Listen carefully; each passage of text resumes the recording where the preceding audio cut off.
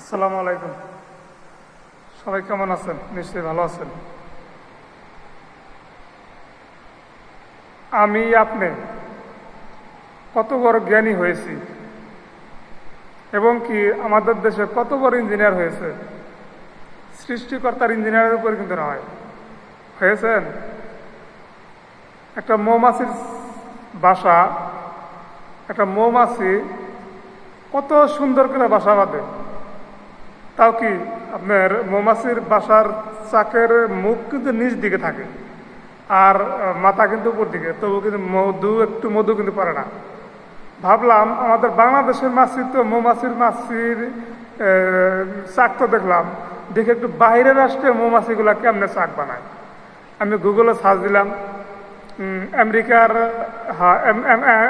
আমেরিকার মাছি কেমনে ওরা বাসা বানায়, বাসা বাঁধে। দেখলাম সেম এক কোয়ালিটি।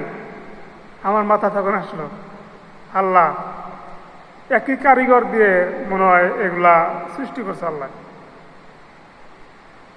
আপনারা হয়তো জানবেন, বাবুই পাখি বাসা বাঁধে কই তাল গাছের আতায়।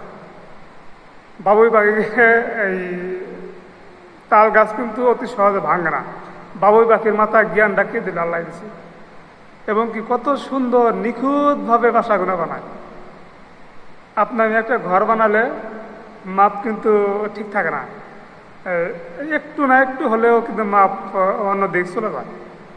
আর অথচ একটা ছোট্ট একটা প্রাণী আল্লাহ সৃষ্টি কত সুন্দর করে নিখুঁতভাবে একটা বাসা বানায়।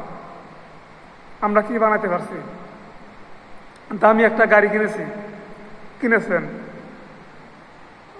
হঠাৎ আপনি দেখছি রিক্সা দিয়ে চলাফেরা করতেছেন, হঠাৎ আপনাকে একজন লোক জিগাইলো, এই তোমার গাড়ি আছে, তুমি রিক্সায় কেন?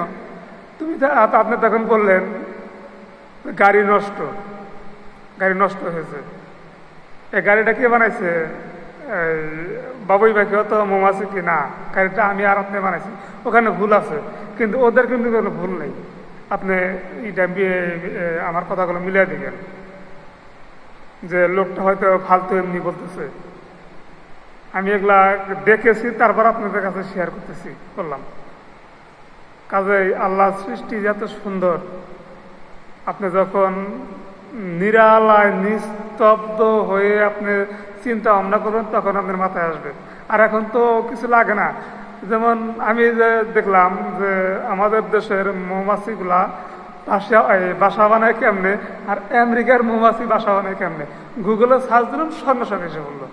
আমি দেখলাম, দেখে আশ্চর্য হয়ে গেলাম। একই বাসা, একই সিস্টেম, একই মডেল। আল্লাহ প্রতিযোগ ছাড়া এটা হয় না, সৃষ্টিকর্তা প্রতিযোগ ছাড়া এটা হয় না, সম্ভব না। ধন্যবাদ সবাইকে। আসসালামু আলাইকুম। ভালো থাকুন সবাই।